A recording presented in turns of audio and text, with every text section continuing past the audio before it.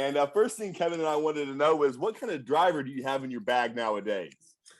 That's a good question.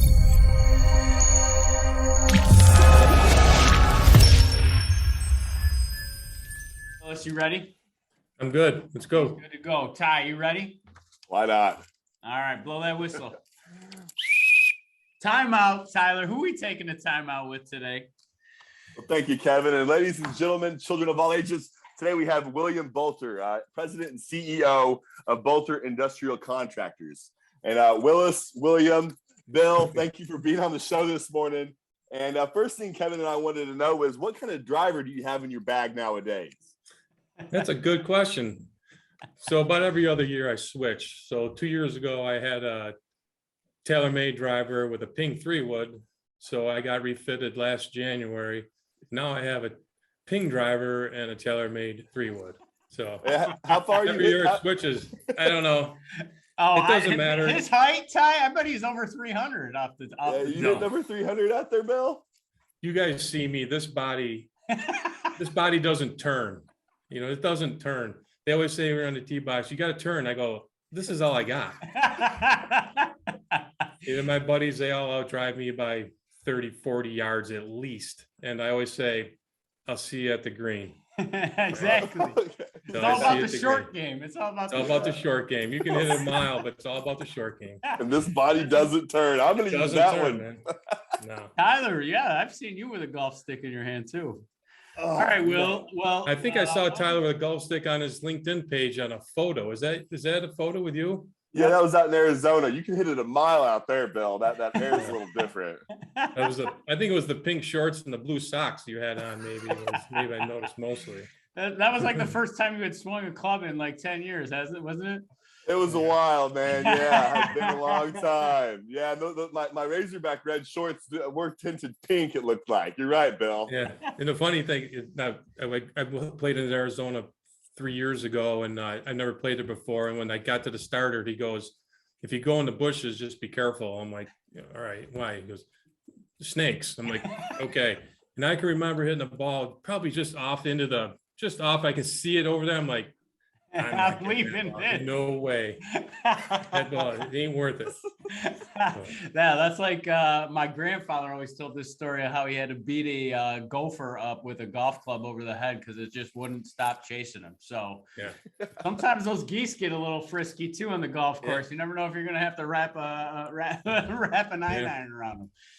So besides sports, Willis, you're the fifth. So we know over at Boulter, being kind of that family owned and operated company for how many years has it been? It'd be 130 years this year. Wow. Yeah. Wow. So what was, I guess, with that many generations, and I'm sure your father told you, I learned this from my father. What was that common theme in the Boulter family, that life lesson that they kept passing generation to generation? I think we all had different ways of leading the business, but one of the things that I think we all was being engaged with our people, being here in the mornings. Not many that I can tell CEOs or owners of companies are in the office at 6:30 in the morning, but we've always been, my grandfather, my father have always been early risers and always want to be here with the people. My guys are leaving here in the morning, going out, working out in this snow and this weather. And it's just, I just feel I have to be here with them when they leave. I love that. Not at every morning, but I'm here majority of the mornings, not quite at 6 o'clock in the morning I used to be, but I'm still here before they roll out. What? That's so important. I'm sure that they know that you're there showing up yourself. Yeah, being in sight is huge. Yeah. Everybody wants to see the owner and in the mornings. Yeah. And I know they go to war for a person like that. It's like, if there's my leader, dude, I'll go kick some ass somewhere for the guy. If he's waking up at 6, guess what? I can wake up at 6 with a smile on my face. Yeah. So, and I was going to ask you, Bill, what are holidays like in the Boulter family, man? It's like, yeah, so many generations. Is it wild? Oh, it used to be out of control.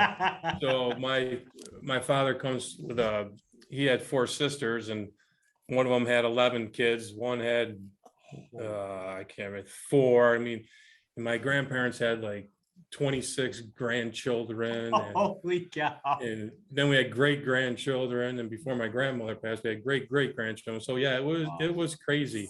And we used to have and then my grandfather was always big on the Boulter family reunion. We used to have every year from my grandmother's side of the family and his, and it was a lot of people. I can imagine. Sounds like a deep bench. Yeah.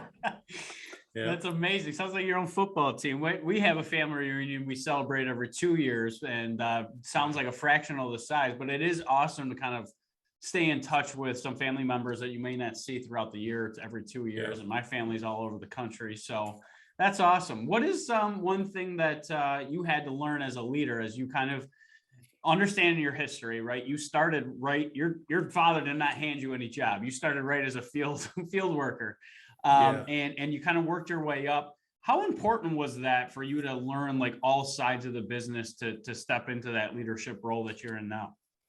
There's no doubt. Being in the field for years is huge. I mean, our business, you can't just, you don't go to college. You don't learn it in trade school. This is all hands-on here. And from the day one, when I was in middle school, I didn't have snow days and stuff like that. If I had a snow day, my grandfather was picking me up and we're going to work, and he learned, I was driving fork truck in the city warehouse. And then after college, during college. And then after college, I worked in the field for 5-6 years. Wow. Just to get to know the business. And if you know our type of business, every day is different. It could be the same machine, same conveyor line, same tank, but there's always something different. Power lines overhead, or it's going through a second floor window. So, being in the field, I learned the basics of it. I'm still learning every day. Yeah. I'm still learning every day, but I can get the right tools to the job for my guys, but seeing how they execute it, I mean, you're still learning every day here. I love that. And you're learning through experiences, which is awesome. And I think just being on the front line though, too, is that made you more in tune with like how they're like, what is going on within their day. So, how to lead them or how to motivate them. Right. I mean, my guys, like I said, my people here, I wouldn't be sitting at this chair if it wasn't for them. The way they execute it, they love their jobs.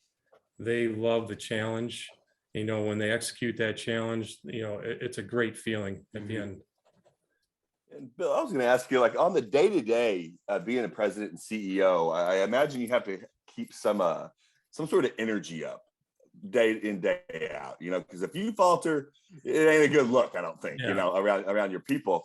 How do you recreate yourself every day? Is there something behind it?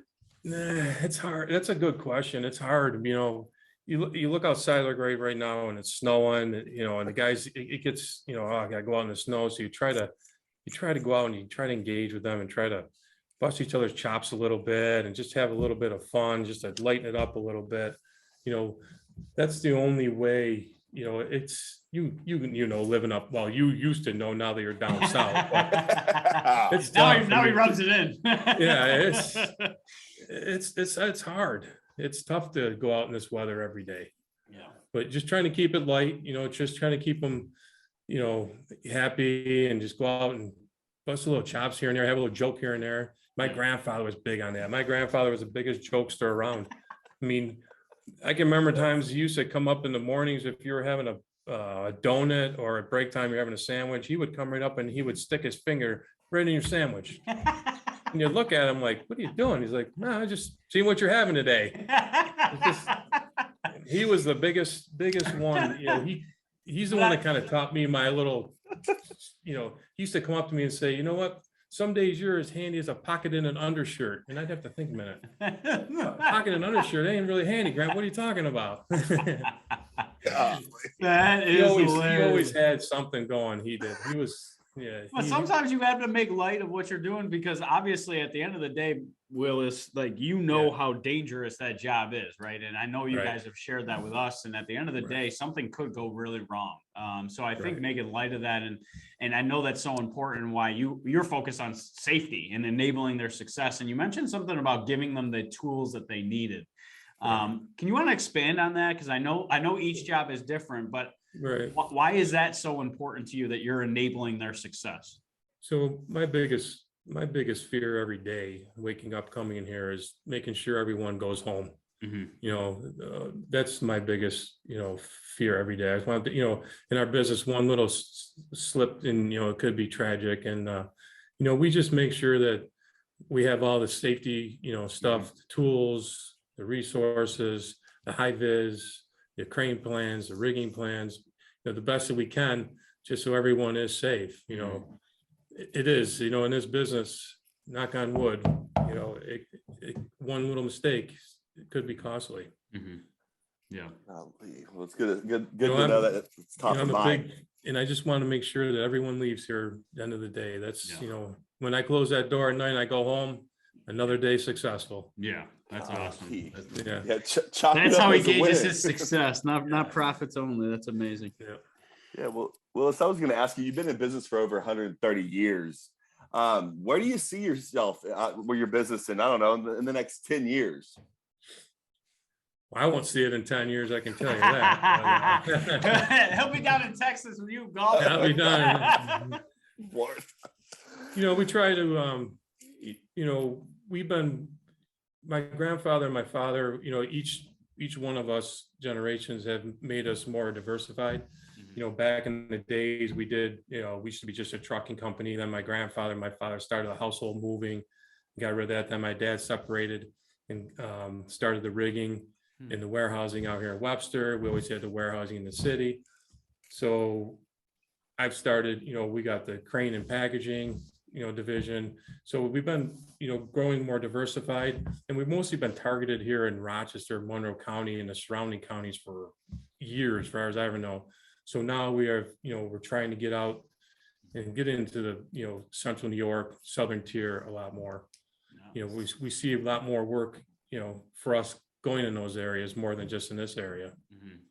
Yeah, and the name of Boulter is obviously really well known here in Rochester, and it just sounds like it's just the character of your father, your grandfather, yourself, and the generations before that is amazing. And I know you used to talk about kind of way back when you were doing a lot of work for Xerox, one of the most prolific and prominent organizations, and you shared that you felt like you needed to diversify even more at that time. How do you get yourself comfortable with change and like adding these new services or solutions that you see in the market? Like, how do you get yourself comfortable? Because sometimes that means maybe investing money before you see a return. Right. Well, change is good. We all know change is good. Back, like you were talking to Xerox back in the day, we had Boulter carting and Boulter rigging, and it was 90% of our business. Wow. When then I started coming in, we had 400,000 square foot of warehouse space in the city that just Xerox tractor trailers would come and deliver copiers, and then we would load them in sea containers, and they went all over the world. Wow. And it was a 6-day operation for years. Then my father moved out to the Webster area because of Xerox and the rigging aspect over here, and that's where we started. Then when I joined in 93, started in the office, and I started looking, started getting into board meetings, and I'm looking like, wow, this is one, what happens if something goes to Xerox? We're in trouble. So then I started spreading out. Let's start going. I joined RTMA, the Rochester Tooling Machine Association, to get to know the tool and die manufacturers around this area, to deliver, get more spread out, and today, as we all know, Xerox is 2% of my business right now. Yeah. So but just seeing that long ago yourself is just so incredible to hear. I think it's awesome to hear that journey, because sometimes your father might have been like, oh, this is amazing, but you're kind of like, wait a minute. I see, if I'm taking this business over, I want to know that we've been diversified. That's awesome. Incredible. Yeah.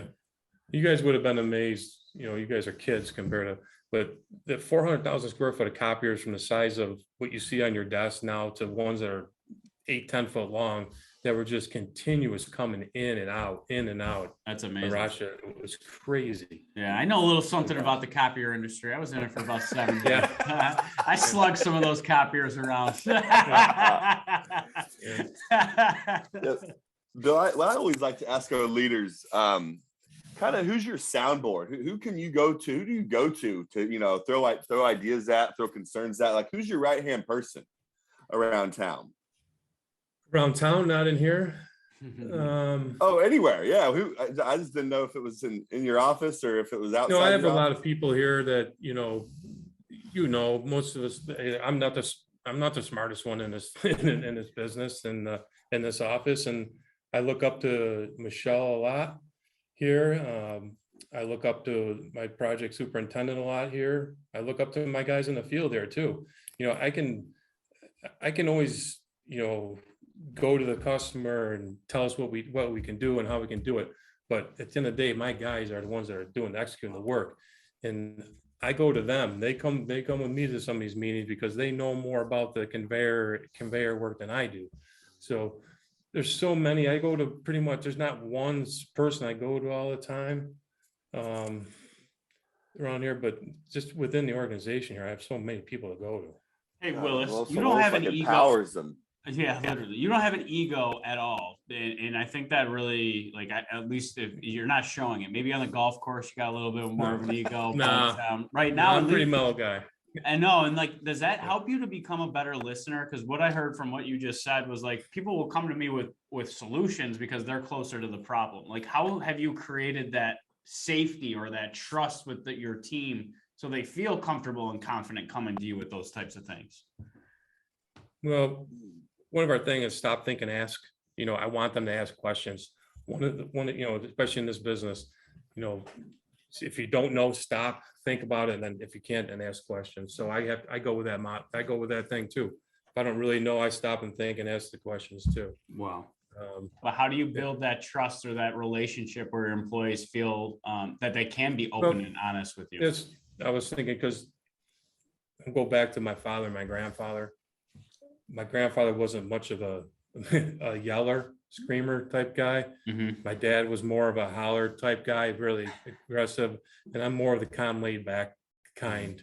You know, we're all going to make mistakes. Hopefully they're not major mistakes. There's not anybody in this company today that I have that has not made a mistake. I've made mistakes. It's going to happen. You learn from your mistakes and you move on. Right. And that's how I think people, for me, you know, will come to me, because they're not afraid to come to me. They're not going to get, you know, I want them to tell me that something happened. I don't want to hear from the customer saying, hey, do you know that this happened over here? No, I want to know from my employee, say, hey, this is what happened, before the customer calls.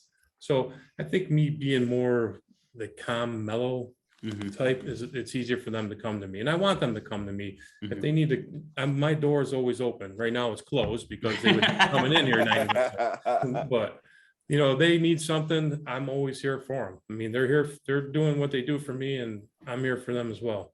That's amazing. Yeah, I'm definitely getting the Paul Newman, Cool Hand Luke vibe off your bed. You know, I can tell you that goes a long way. I think when looking back on the leaders I've worked for, you know, and when they're not too high and they're never too low, you know, they kind of are even kill. And I'm like, how do I be like that? Because I'm one of those who just scream woohoo, and I'm all pissed off. And then I'm getting a lot better at that. But I was going to ask, if you do the same thing 3 times or something, then you're going to get a little, you know, I might be a little red in the forehead. That's when his face gets a little red, I think. Maybe. Yeah. Well, what are some different ways that you make your employees feel valued over there, Bill?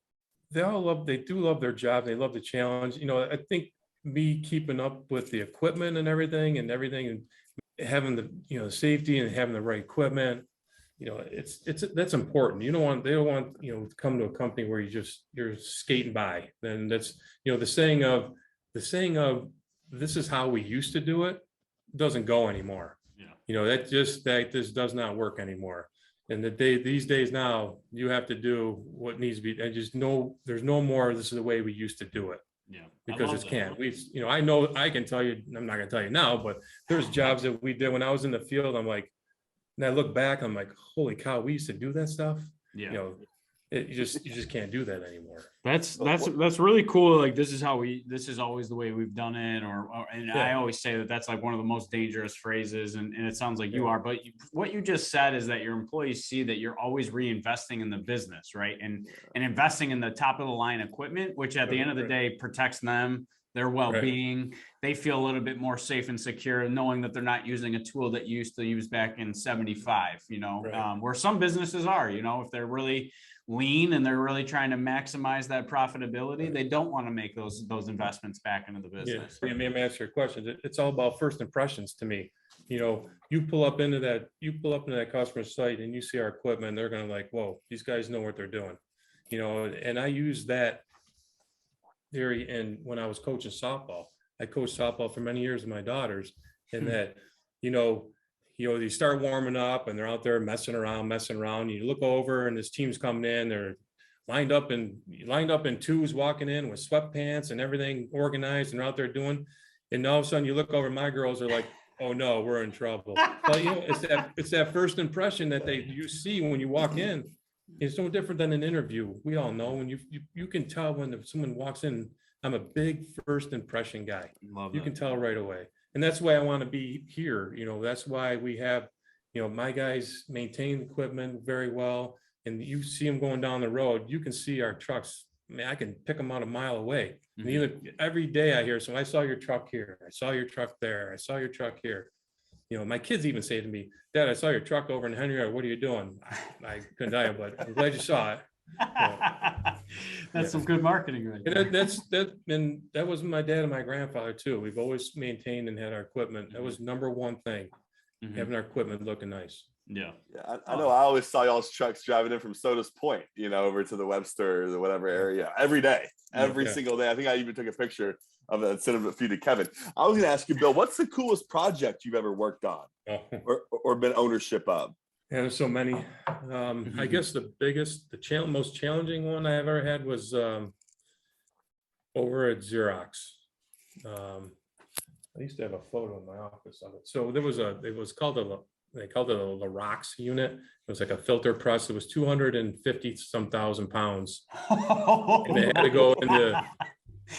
go in the second floor window. This is 2011. And it was very challenging. And we had to go in over an office area. So we had these long beams going from inside to outside with these temporary legs, and we landed up on top, and then we rolled it into the building, and then we had to go sideways. But it was very challenging, very nerve-wracking. But watching my guys do that and working on that project was probably the most memorable one. I mean, we've had so many here that memorable ones from I can't even think. There's so many of them because everything, everything's we do is what people think is impossible. I wouldn't say so. No wonder it's so rewarding. You guys pull off miracles every day. So. But I think it has to be improbable before it's impossible. Yeah. Is Arkansas going to beat Texas? Probably not. It's more improbable there than anything. He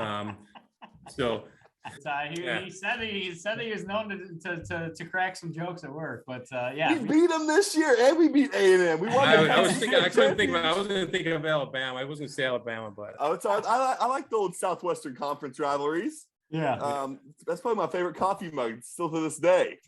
But guys, I got to jump right now. Yeah, It's been awesome. Been a pleasure, and thanks for kicking it. You got me fired up at the very end of this thing. Little horns down here. So you guys, thanks, Tyler. Good seeing you. All right, see y'all. See you, Ty. So kind of just piggybacking off of Tyler's question with the coolest project that you ever pulled off.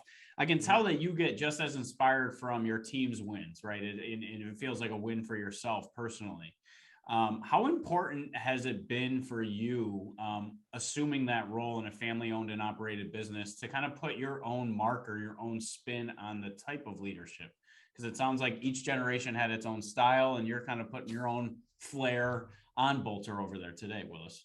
Yeah, one of the things with me is the kind of what I've tell my kids sometimes too is, I do tell them, have a goal.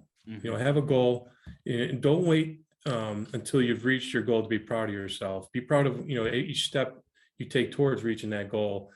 For me, I talked to my oldest daughter not long ago, maybe, is that, when I turned vice president in 93, that was a goal, and I was proud of that goal. Mm-hmm. Then 98, I became president. That's another thing I was proud of. And then in 2005, when I took over the business from my father in that was huge, huge goal for me. And then one of the biggest goals I've always had, and people can tell you, I always wanted to be under one roof. We've always been spread out through Monroe County. All our operations have been all over the place. And I've always wanted to be under, when I say one roof, I mean one piece of property. So now, we built a 50,000 square foot warehouse, opened that up last year. So now everything is all here on Basket Road. Wow. And then, it's a risk, but it's, now it's another goal that I had, and I've reached it. And then my next goal is retirement, and that's my next one. But I think you raise a really important point, because we hear about like vision boards, we hear about goal setting and the importance of that. But it's almost like we do things subconsciously when we set that goal. We do the small steps, and it just kind of happens because we're working our way towards that goal itself. Right. I love that. And what have you seen, I guess, from bringing everybody on into that one place and that one location? Have you seen it kind of be a growing opportunity of your culture at Boulter? Yeah, as well? it's definitely a lot better. It's just, even the guys here in the warehouse guys were just, jumping in pickup trucks, and they go to another building, and next thing they come back and then they'll get a call, there's another truck back over there, and they run back over, Wow. It's so much better being under one roof. I'm going to say one roof, you know what I'm saying? One roof here. Yeah, that's so cool. And plus, like you said, teamwork, and probably even some of that problem solving, some of those natural relationships and natural conversations would never happen if they weren't in the same location. No. And that's really what a lot of people are dealing with the pandemic. And I know you guys were deemed essential, and we probably learned a lot of the challenges through the pandemic. But what was one of the biggest lessons, I guess, you've had to learn outside of COVID and outside of the pandemic? What was one of the lessons that you had to learn during that time most about leadership? For COVID during those times? Yeah, that's a great question. It's, I was here every day. In the beginning, of course, nobody was here, but we were considered essential. And I shouldn't say I was here every day, but we met a lot, and we talked a lot, and we spread out. Like, we would take shifts of me being here, and then another guy would not be here, and then I would, it was more communication during that first time of COVID. It was most important here for us, I would say. As far as it was hard because all our customers are considered essential, so we had to work, and tell them, I saw a lot, I was proud of my guys because, in the beginning, it was scary. Yes, very. It was scary, and these guys were coming to work every day. Wow. Coming to work every day and going out to customer sites every day. And these guys all had families at home with kids at home too. Yeah. So, I don't know, I told you before, I have great people here. There's no doubt about it. One of the biggest, I've had people here, their fathers worked here. Wow. I have 3 generations of two families. I have a father and 2 brothers working. I mean, I have 2 families that, their fathers worked here. That's amazing. That's amazing. And that's special. I mean, they're going through the same kind of experience that you've experienced yourself, and being a family owned and operated company, and just hearing that many years, right? You hear about years, and that's just incredible. And knowing that the business has had to change and evolve and kind of find its niche, if you will, within the marketplace. I always told my father back in the days, like, I do twice as much work as you ever do, and he didn't know. But I couldn't imagine how he did it without cell phone, computers. I mean, I don't know. I mean, that's the only reason, it's one of the reasons why we do much more, because we have that technology. And you're willing to invest in that technology too. And that's such a wise observation, to just see the efficiency differences, because of the advancements in technology have really enabled your ability of the team to be more places at the same time, pretty much. Right. I always say in the sale, I can't imagine like just calling from a pay phone for like your messages for the day. Like, I'm like, my grandpa talks about it. I'm like, my God, that would be annoying. You know what I mean? He's like, that would be so annoying. And probably not as efficient. It was all 2-way radios back then. He's calling 2-way radios. That is crazy. But now, and that's really why Tyler and I joke, but like our generation got to see like the advancements in technology, and you too. It's like your father was probably less willing to invest in technology than you were when you assumed the role because he just didn't know it and didn't understand it. You were probably a little bit more comfortable with it and saw the value. And I think a lot of those businesses are kind of making those types of decisions today. And I think the ones that had been constantly reinvesting are the ones that are kind of ahead, and the ones that are playing catch up. Now it's such a difference. Now it's such a cost, an extreme cost, that some people are just saying it's cheaper to sell out and be acquired. So it's amazing what we have seen. What is one thing that somebody probably doesn't know about what you do over at Boulter Industrial? What I do or we do here? You do as a company. Because I remember when you just said we move big things from A to B, but there's a lot of other things that you guys do that I know the community probably does not know. We do steel fabrication, small miscellaneous metals. We have the warehousing. We have the crating and packaging, which has grown each year. We do a lot for customers shipping things overseas, sending crates overseas. And the rigging and the rigging aspect, the question when I go out and meet people for the first time and they don't really know who I am and they always ask me, so what do you do? I'm like, oh God, here we go. How much time do you have? That's the worst question in the world. What do you do? I'm like, oh, all right. So here's my website. You can go right through and explain it all. So to explain the business is really hard. The rigging aspect of it, we move big stuff and, whatever you think is impossible, we can do. Yeah. But I kind of tell them, but in the food and beverage industry is been really huge for us. Mm-hmm. We have guys that are just going from brewery to food plants and, just doing all kinds of work. And that part of the business has grown in the last 3 years. Yeah. And I saw one of the most recent projects that you guys did over at North American Brewers, which also looked like pulling off the impossible as well. Thanks. Yeah. So as we're kind of closing up, Willis, the last thing I wanted to ask you is really, how do you protect your time, right? We're finding the importance of like work-life balance or work-life blends. You mentioned that you're showing up early, but also I know you're a big family man. So how do you really set those boundaries and how do you protect your time? So you're finding that balance or that blend. Yeah, that's a good question. My kids are grown and they're out, so it's a little different now, but back when they're little, I'm very family oriented here. I mean, I'm most important when people come here, you have stuff to do with your kids. That's number one. Wow. Your kid, I don't want you missing your kids' sports events. I don't want miss your kids' dance recitals or anything. Wow. I mean, that's number one. And that's what I was, with my kids, I coach my kids softball.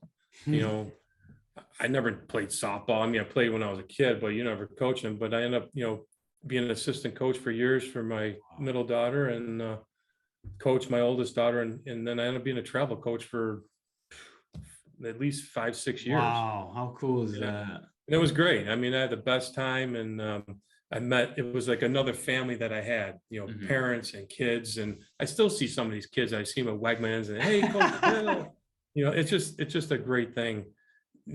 That I did that took time away from here. Mm-hmm. The only time right now I have more time for myself, which I can, golf a little bit more, or spend more time on the water. But, the only thing that ever did was take my mind off of work was playing ice hockey.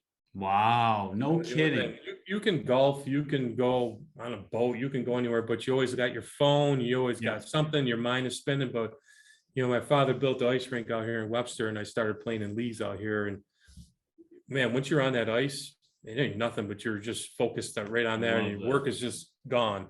So if I had an hour or 2 hours a week that I could put to myself, now that I can't do it because of my back and everything, but I would love to just do that again. Yeah. I love what you said too, is like, cause I found different ways to totally get your mind off of work. And I say the same thing about vacations now. It's like, am I really on vacation? I mean, you got your email, you're attached to your phone, you say I'm always available. It's really hard even just to take a vacation and really like enough vacation where you stop thinking about work. And I found, like you said, it's more opportunities. Like I built some furniture with my father. That was a wonderful opportunity for me. You're sanding, nothing more boring than sanding, but I know you're not thinking about work. I know that. Right. So I love what you said about that, and finding like those hobbies and those releases for ourselves in order to really kind of level set and re-energize. Right. As we're wrapping up, the last and final question, I promise, is no problem. If anybody was to look, right, and look at an experience at Boulter and want to join the team or maybe get interested in the trades, what would you say to somebody about your experience in working in this industry and the trades and the opportunity that it brought not only to yourself, but also your family and then the employees that you have there today? Right. So, you don't have to go to college to be in this trade here. I mean, I went to Alfred State for 2 years and took business management, basic business management, went to Alfred University for a year. And I knew after half a year, this wasn't for me. I was ready to go in the field and work. And I think a lot of people have that. Yeah. I mean, and here I am today. So, I mean, you don't have to go to school, but like my grandfather always told me, be to work on time.